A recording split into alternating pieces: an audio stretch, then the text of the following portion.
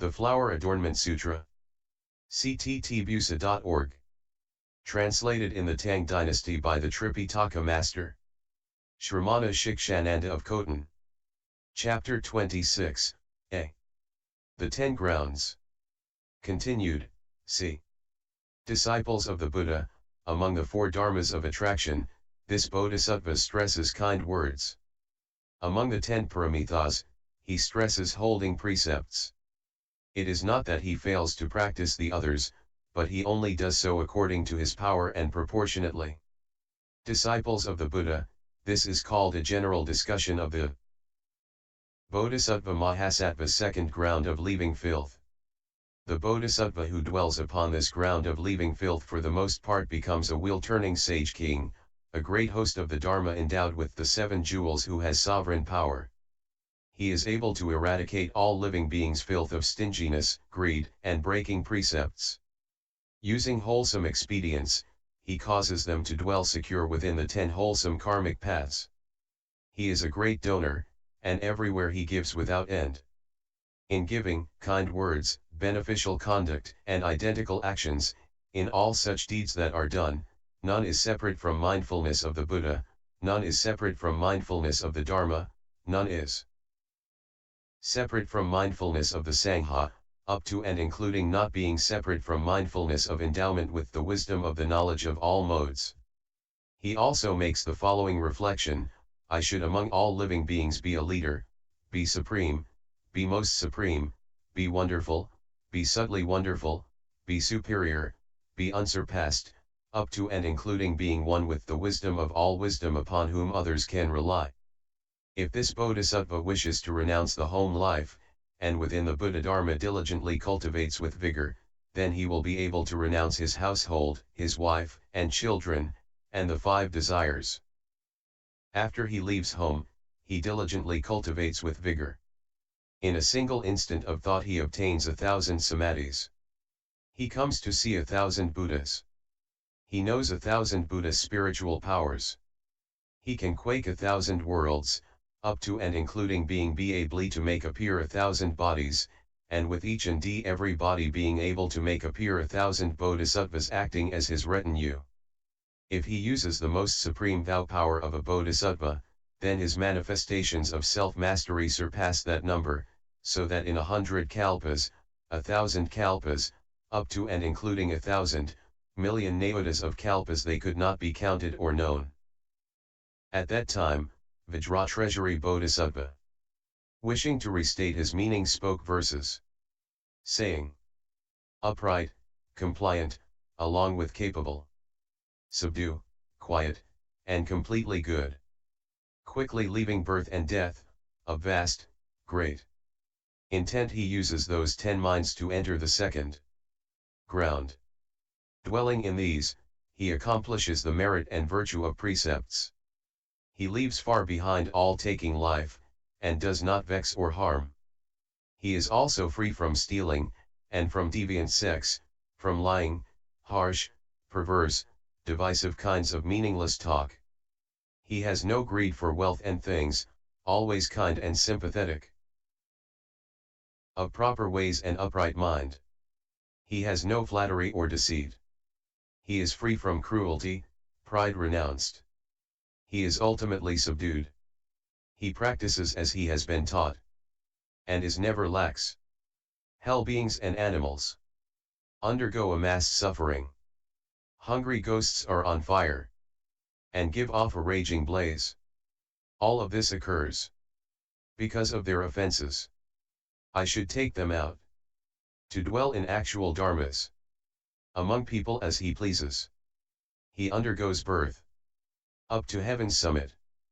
The bliss of dhyana samadhi, paths of lone enlightened, sound hearers and Buddha vehicles, are all brought about because of the 10 goods. In that way he reflects, and is never lax. He himself holds pure precepts, and teaches others to protect them. He further sees the flocks of beings receiving many sufferings, and he even more increases his great compassionate mind to aid them. Those common, stupid, with deviant wisdom, who do not properly understand, constantly cling to their hatred, and do much arguing and fighting. In their state of greedy seeking, they know no satiation. I should cause them to eradicate all of the three poisons, fettered and covered by the great darkness of stupidity. They enter paths of great danger, and nets of deviant views, in the care of birth and death. By hatred they are detained. I should cause them to disperse. The demonic thieves, tossed about in the four floods, their minds sink and drown, with the three realms scorching them. Such sufferings are limitless. They take the skandhas as their home. Their egos dwell within it. Because I want to save them, I diligently cultivate the way. Should they be seeking to escape their minds inferior and low, and renounce the most superior wisdom of the Buddha, I wish to cause them all to dwell in the great vehicle, to bring forth diligent vigor, and not feel tired or weary. The Bodhisattva dwelling here amasses merit and virtue. He sees limitless Buddhas, and makes offerings to them all. In millions of kalpas cultivation, his good is ever bright. In the way metallic compounds are used to smelt true gold. The Buddha's disciple dwelling here acts as a wheel-turning king, universally teaching living beings to practice the 10 goods, all of the good dharmas, which he cultivates in practice, are to seek the tenfold powers, and then save the world.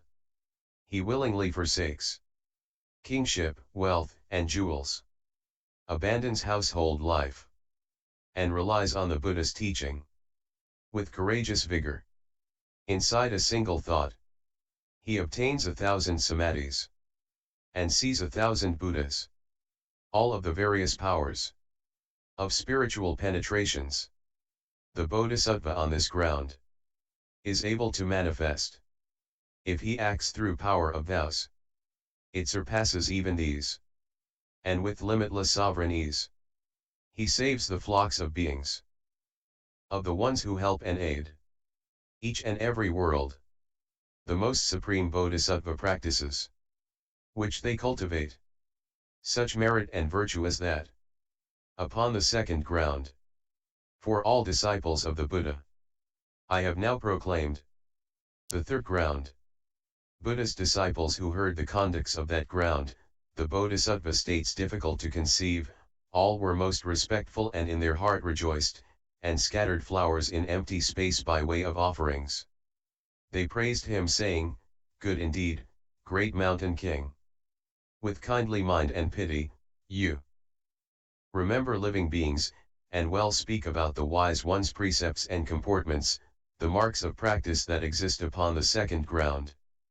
Those are all Bodhisattva's subtle and wonderful conducts, true and actual, with no other, without discrimination. From the wish to benefit all the flocks of beings, you have thus proclaimed their utmost purity. You to whom both gods and humans all make offerings, we hope that you, for us, will proclaim the third ground. All the deeds of wisdom, interactive with the Dharma, what their states are like in detail, please totally explain. All the dharmas of giving and precepts of the great immortal, his patience and his vigor, his dhyana and his wisdom, along with his expedients. The way of kindness and compassion, the Buddha's purified conduct, we wish you would proclaim." At that time Liberation Moon again requests saying, "Great Knight of Fearlessness, O treasury of Vajra, won't you tell us of tending towards and entering the third ground? You whose heart is so compliant, who have all merit and virtue."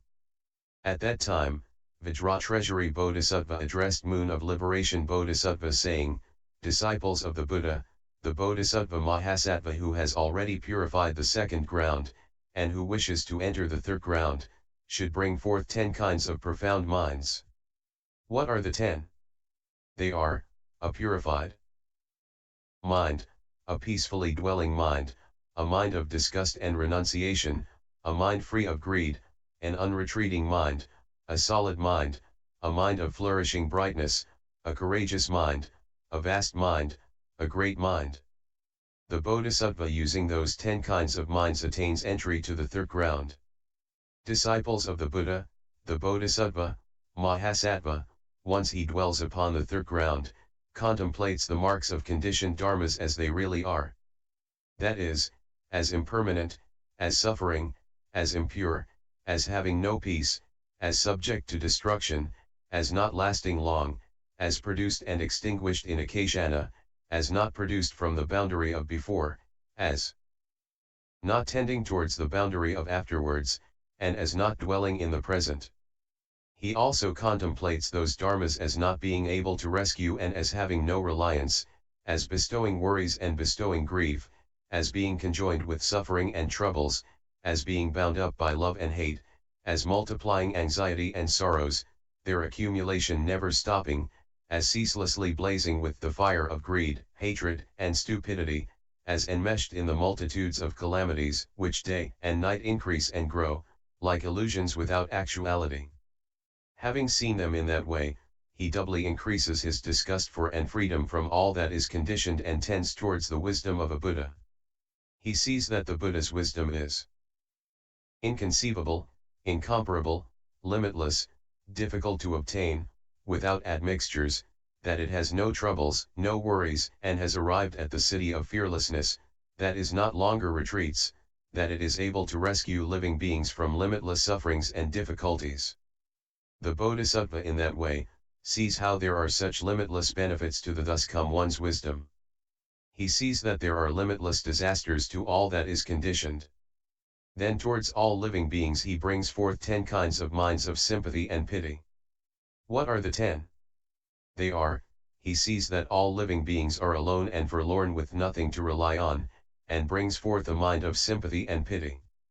He sees that all living beings are poor and destitute, and brings forth a mind of sympathy and pity.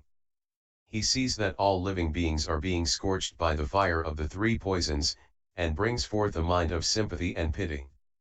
He sees that all living beings are shut up in the prison of the existences and brings forth a mind of sympathy and pity. He sees that all living beings are constantly covered and hemmed in by the dense forest of afflictions, and brings forth a mind of sympathy and pity. He sees that all living beings are not good at contemplating, and brings forth a mind of sympathy and pity. He sees that all living beings do not desire wholesome dharmas, and brings forth a mind of sympathy and pity. He sees that all living beings lose all Buddhadharmas, and brings forth a mind of sympathy and pity. He sees that all living beings follow along with the flow of birth and death, and brings forth a mind of sympathy and pity. He sees that all living beings lose liberation and expedience, and brings forth a mind of sympathy and pity. Those are the 10. The Bodhisattva in that way, sees that the realm of living beings has limitless sufferings and troubles. He rouses up great vigor and makes the following reflection: I should rescue all these living beings. I should liberate them. I should purify them. I should cross them over. I should establish them in a wholesome place. I should cause them to be secured. I should cause them to be happy. I should cause them to know and see. I should cause them to be tamed and subdued. I should cause them to attain nirvana. The Bodhisattva in that way, becomes disgusted with and leaves behind all that is conditioned. He, in that way, is sympathetically mindful of all living beings. He knows the supreme benefits of the wisdom of all wisdom. He wishes to use the thus come one's wisdom to rescue and cross over living beings.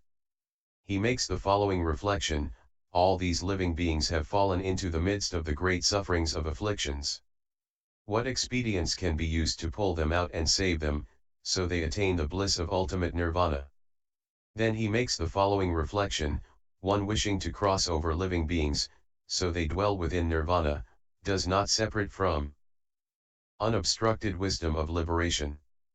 Unobstructed wisdom of liberation is not separate from awakening to the reality of all dharmas. Awakening to the reality of all dharmas is not separate from the light of wisdom of non-doing and non-production. The light of wisdom of non-doing and non-production is not separate from investigation rough the wisdom of clever, decisive contemplation. Investigation through the wisdom of clever, decisive contemplation is not separate from skilled learning. After the Bodhisattva in that way contemplates and thoroughly understands, he doubles his diligent search for and practice of proper dharmas. Day and night he only wishes to hear the Dharma, delights in the Dharma, relies upon the Dharma, follows the Dharma, reaches the Dharma, dwells in the Dharma, and cultivates the Dharma. The Bodhisattva in that way diligently seeks the Buddhadharma. He does not begrudge any of his gems or wealth. He does not see that there is any object difficult to obtain or estimable, but has the thought that only someone who is able to speak the Buddhadharma is difficult to meet. Therefore, the Bodhisattva in his search for the Buddhadharma is completely able to give up all inner and outer wealth. There is no reverence he is unable to practice. There is no pride he is unable to renounce. There is no service he is unable to perform. There is no suffering he is unable to undergo. If he hears a single phrase of Dharma that he has not heard before, he becomes more delighted than if he obtained precious jewels that fill a 3,000 great thousand world system. If he hears one verse of proper Dharma he has never heard before, he becomes more delighted than if he obtained the position of wheel-turning sage king. If he obtains one verse of Dharma he has never heard before which can purify the Bodhisattva conduct, it surpasses obtaining the royal positions of Chakra and Brahma and remaining in them for limitless hundreds of thousands of kalpas. If a person were to say to him, I have a phrase of Dharma spoken by the Buddha that can purify the Bodhisattva conduct. If you can now enter a great pit of fire and undergo ultimately great suffering, I shall bestow it upon you. The Bodhisattva at that time makes the following reflection: since with a single phrase of Dharma spoken by the Buddha I can purify the Bodhisattva conduct, if the 3,000 great thousand world system were filled with massive fire, I would even be willing to hurl my body down from the top of the Brahma heaven and endure it, so how much less is there question of whether I can enter a small pit of fire. For now, to seek the Buddhadharma, I should undergo all the sufferings of the hells, much less the small vexations in the realm of humans. The Bodhisattva in that way rouses up diligence and vigor in his search for the Buddhadharma. In accord with what he hears, he contemplates and cultivates. Once this Bodhisattva comes to hear the Dharma, he collects his mind and dwells secured. In a quiet and tranquil place, he makes the following reflection: it is by practicing as is spoken that one obtains the Buddhadharma. Merely talking cannot make one pure. Disciples of the Buddha, when that Bodhisattva dwells upon this ground of emitting light, he dwells in the first dhyana, having become free from desires and from evil and unwholesome dharmas, possessing reflection and possessing consideration, in the joy of separation from production. He dwells in the second dhyana, having extinguished reflection and consideration, with inner purity and singleness of mind, devoid of reflection and consideration, in the joy of production of samadhi. He dwells in the third dhyana, having separated from joy, dwelling in renunciation while still possessing thought and proper knowledge, so that his experience of personal bliss is as described by all sages, the bliss of renunciation while still possessing thought. He dwells in the fourth dhyana, having severed bliss, by first expelling suffering, and then extinguishing joy and sorrow, feeling neither suffering nor bliss in the purity of renunciation of thought. He transcends all thought and form, destroys all relative thoughts, and does not have various thoughts. He enters boundless emptiness, and dwells in the station of boundless empty space. He transcends the station of all boundless empty space, enters boundless consciousness, and dwells in the station of boundless consciousness. He transcends the station of all boundless consciousness, enters there being not the slightest things whatsoever, and dwells in the station of nothing whatsoever. He transcends the station of all being nothing whatsoever, and dwells in the station of there being neither thought nor non-thought. He only cultivates by according with the Dharma, and has no liking or attachment. Disciples of the Buddha, this Bodhisattva's mind accords with kindness. It is vast, great, and limitless. It is non-dual. It has no resentment, no antagonism, no obstruction, and no affliction. It pervasively reaches all locations, to the exhaustion of empty space and the Dharma realm. It pervades all worlds. His dwelling in compassion, joy, and giving are the same way, too. Disciples of the Buddha, this Bodhisattva obtains limitless powers of spiritual penetrations. He can move the great earth. He can make one body into many bodies, and many bodies into one body. He can either disappear or appear. He goes through stone walls and obstructive mountains as if they were space. In the midst of empty space he travels in full lotus, just like a bird in flight. He enters earth as if into water, and treads upon water as if it were earth. His body puts forth smoke and flames like an immense heap of fire. He further sends down rain just like a mighty cloud. The sun and moon in space have tremendous, awesome might, yet he can touch and rub them with his hand. His body is free and at ease, even up to the world of Brahma. This Bodhisattva's heavenly ear is purified, surpassing human hearing. He can hear all the sounds of humans and gods, whether near or far away. Even sounds of mosquitoes, gnats, and so forth are completely audible to him. This Bodhisattva, using the knowledge of others' minds, knows the minds of other living beings as they actually are. That is, if they have minds of greed, he knows their minds of greed as they actually are. If they are free from minds of greed, he knows their freedom from minds of greed as it actually is. Whether they have minds of anger or are free from minds of anger, have minds of stupidity or are free from minds of stupidity, have afflicted minds or unafflicted minds, have meticulous minds or negligent minds, great minds or limitless minds, uncomplicated minds or complicated minds, scattered minds or unscattered minds, concentrated minds or unconcentrated minds, liberated minds or unliberated minds, surpassed minds or unsurpassed minds, defiled minds or undefiled minds, expansive minds or non-expansive minds. All of these he knows as they actually are. The Bodhisattva in that way, with the knowledge of others' minds, knows the minds of living beings. This Bodhisattva remembers and knows the particulars of limitless past lives.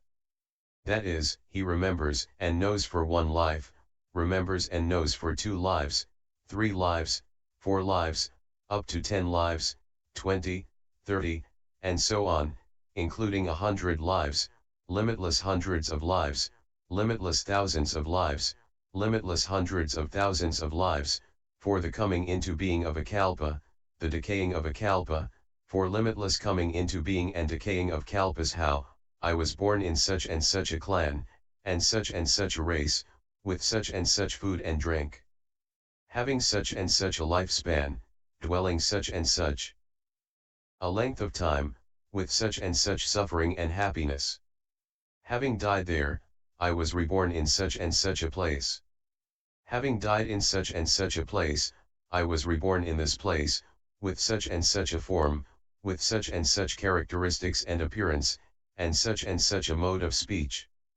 In that way, he can remember and call to mind the limitless particulars of the past. This Bodhisattva's heavenly eye is purified, surpassing human sight. He sees all living beings when they are born and when they die, with good forms or bad forms, in accordance with their karma going to good or evil destinies.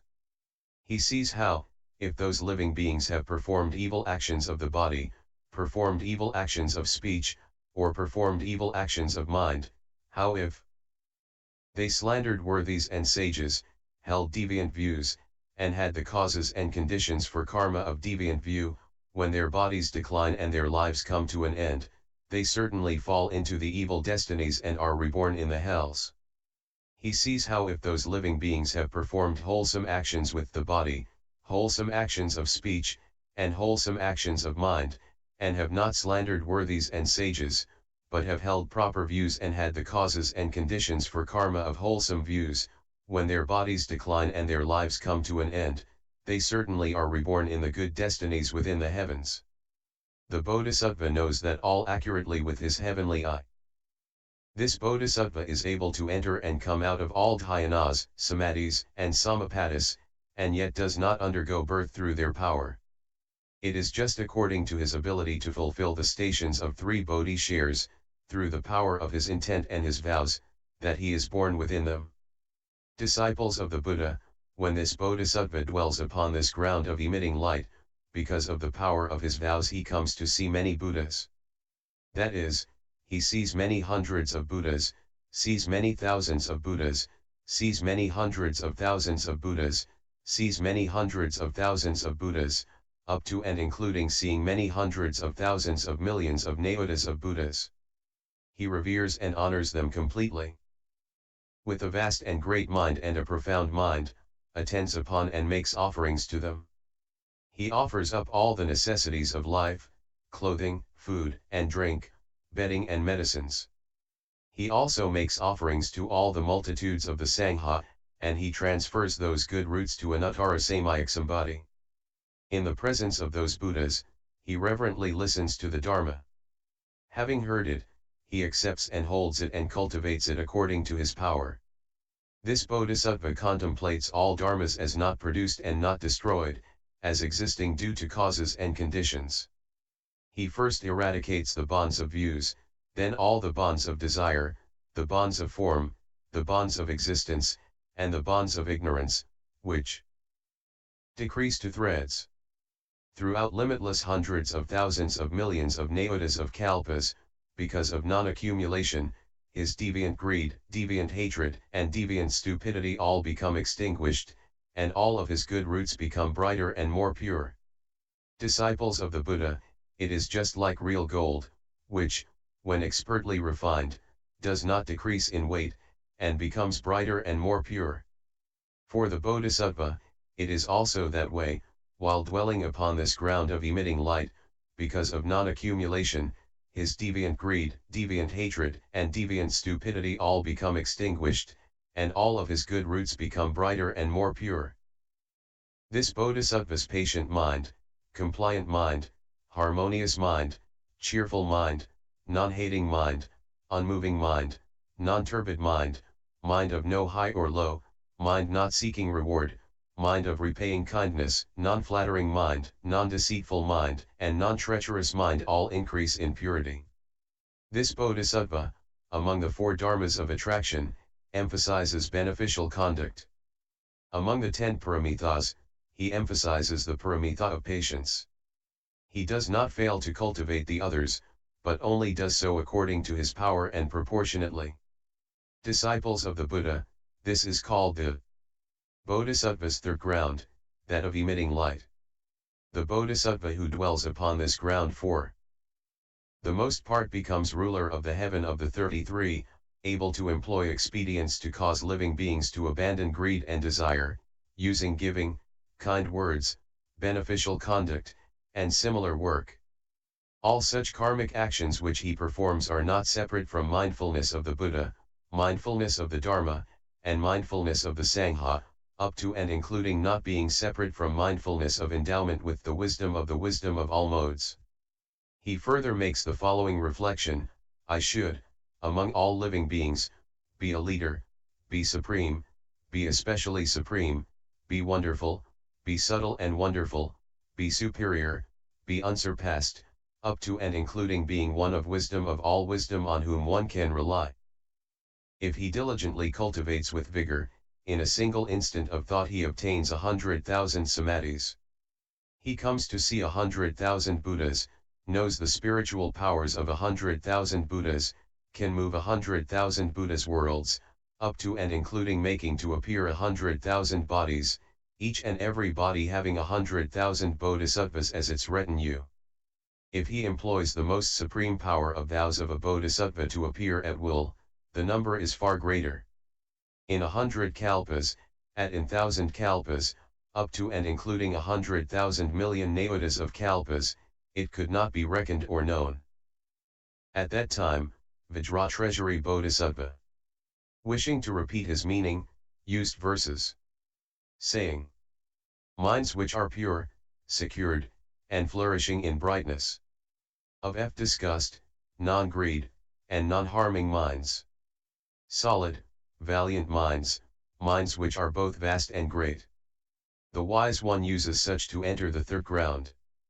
The Bodhisattva dwelling on this ground of emitting light contemplates all activity dharmas as suffering and impermanent, impure, defeated, quickly headed for extinction, non-solid and non-dwelling, not coming and not going. He contemplates the conditioned all as serious illness, fettered by anxiety, depression, suffering and delusion, always blazing with ferocious flames of the poisons three. From beginningless time to now, never finding rest. Disgusted with the three existences, not greedy or attached. He intently seeks the Buddha's wisdom, with no other thought. Hard to fathom, hard to think of, and incomparable. Limitless and boundless, by troubles unoppressed. Having seen the Buddha's wisdom, he pities living beings as forlorn, without support, and not being saved. With three poisons blazes always vexing them. Dwelling in existence's jails, ever suffering. By afflictions bound, obscured, blind and lacking eyes. Their inclinations low and vile, they lose the Dharma jewel. They follow after birth and death, frightened of nirvana. I should, for their rescue, be diligent with vigor. He sets out seeking wisdom to benefit all beings. Considers what expedients will bring them liberation. Not apart from the thus come one's unobstructed knowledge, which in turn arises from non-production wisdom. He is mindful that that wisdom is obtained from hearing. Making such reflections, he urges himself on. Day and night to hear and practice with no interruption. Only taking proper dharma as worthy and important. Countries, cities, wealth, as well as every precious jewel. Wives and children, retinues, and royal positions. The Bodhisattva, for the Dharma bringing forth respect. All such things as those and more is able to renounce. Head, eyes, ears, and nose, tongue, as well as teeth.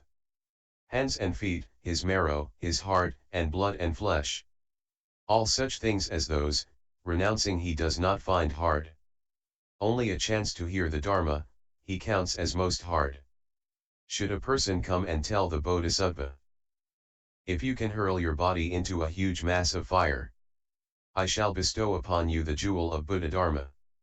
Having heard this, he throws himself, without trepidation.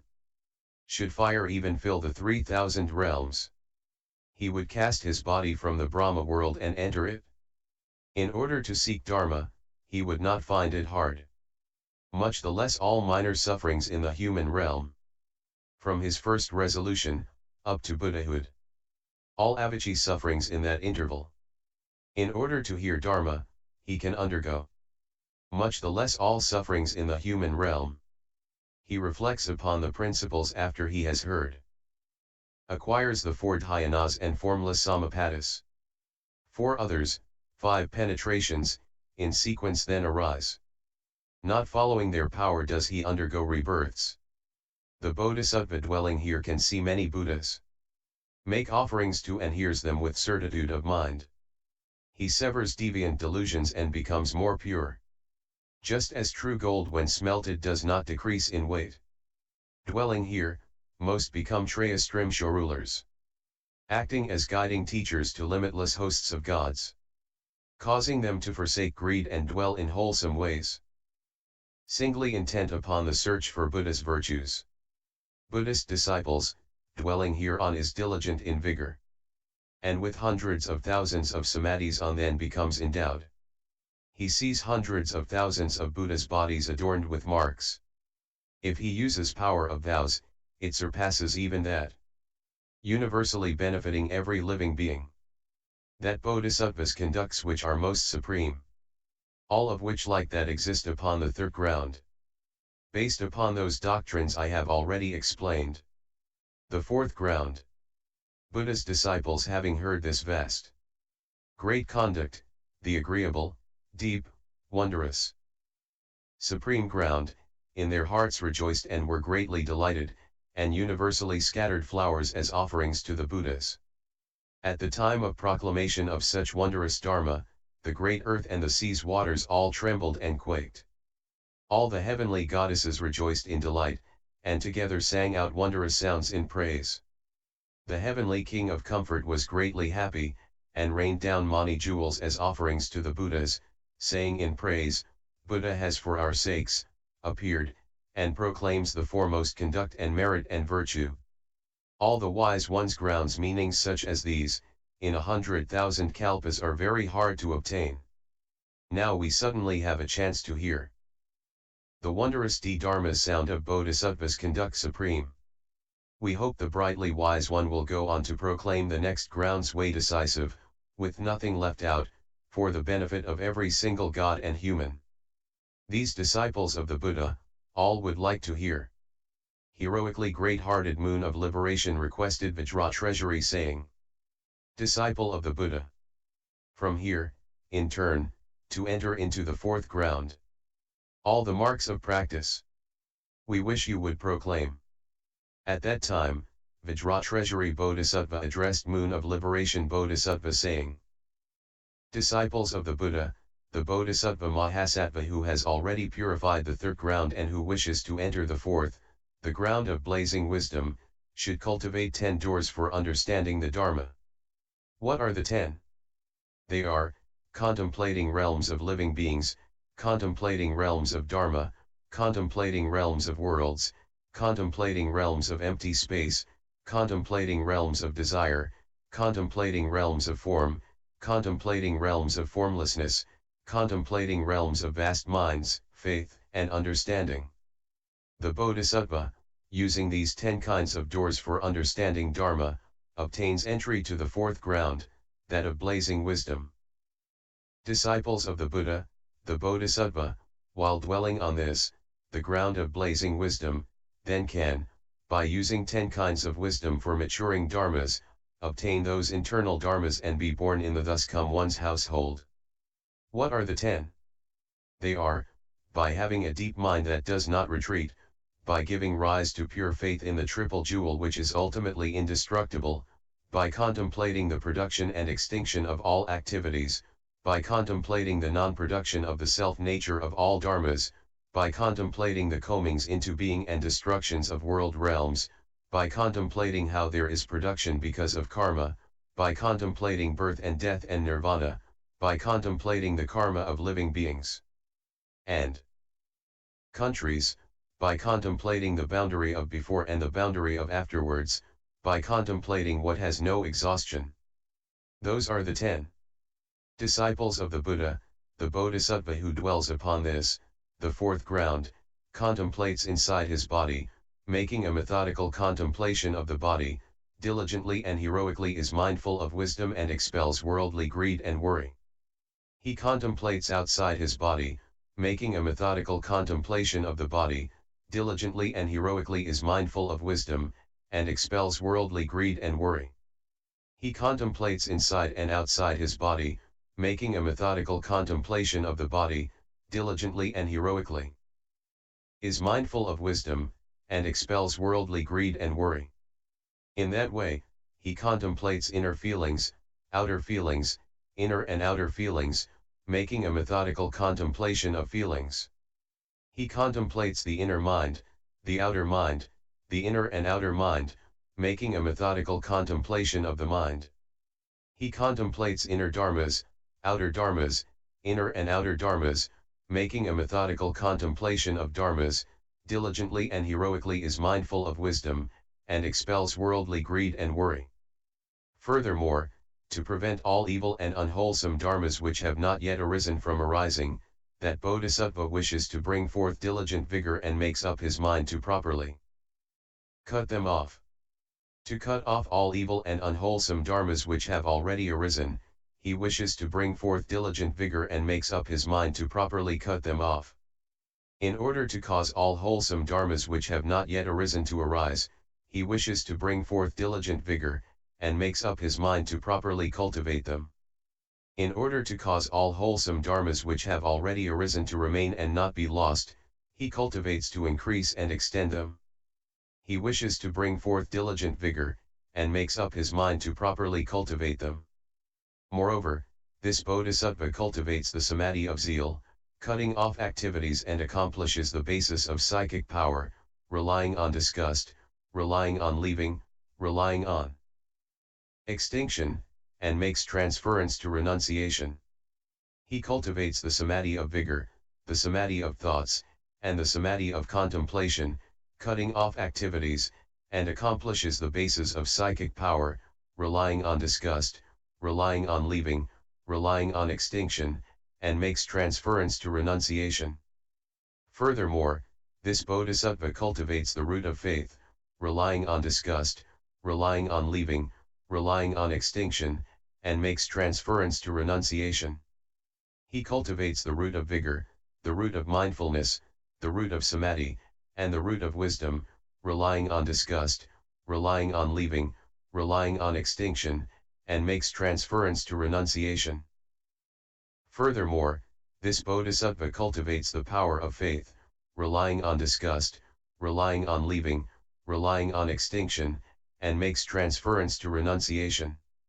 He cultivates the power of vigor, the power of mindfulness, the power of samadhi, and the power of wisdom, relying on disgust, relying on leaving, relying on extinction, and makes transference to renunciation.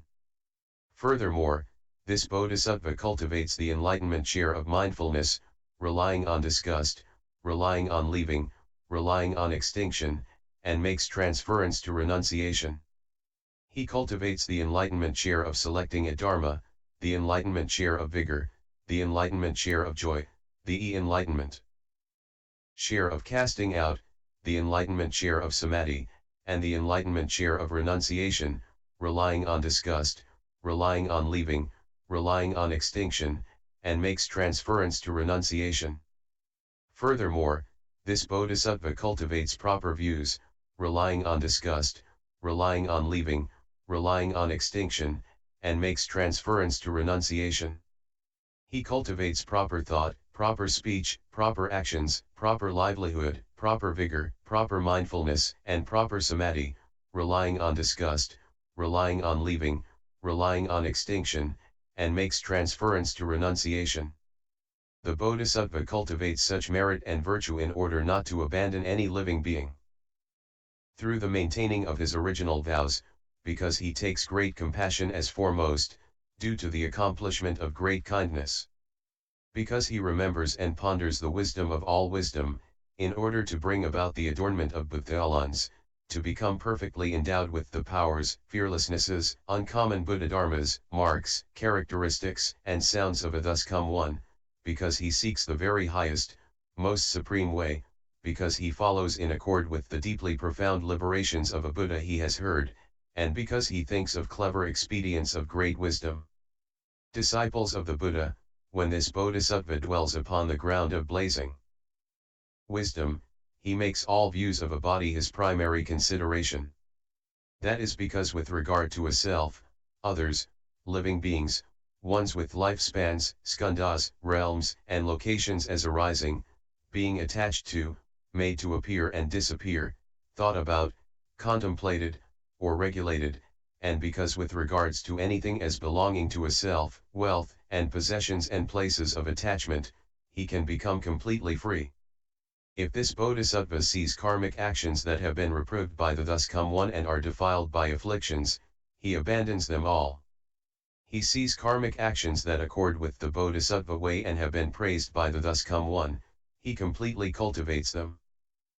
Disciples of the Buddha, through the wisdom of expedients to which this Bodhisattva gives rise and his cultivation of the way and the shares that aid the way, he thus obtains a kind and nourishing mind, a compliant and yielding mind, a mind of blending and according, a mind of bringing benefit and making happy, an undefiled mind, a mind of seeking the very highest, supreme Dharma, a mind of seeking most supreme wisdom, a mind of rescuing all world, a mind of revering honored virtuous ones and not opposing teachings and instructions, and a mind of according with the Dharma he has heard and well cultivating it all. This Bodhisattva knows kindness done for him, and knows to repay that kindness.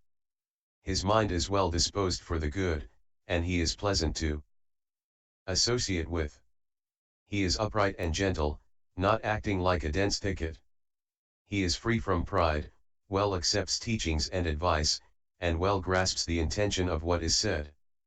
The Bodhisattva in that way, becomes accomplished in patience, and in that way becomes accomplished in self-control, compliance, and still extinction. In that way, being accomplished in patience, self-control, compliance, and still extinction, he purifies and regulates the karmic actions of the next ground.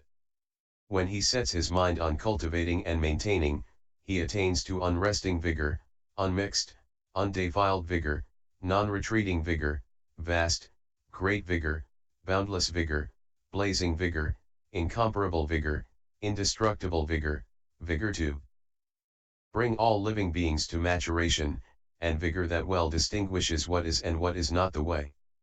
The realm of this Bodhisattva's mind is pure. His deep resolve is never lost.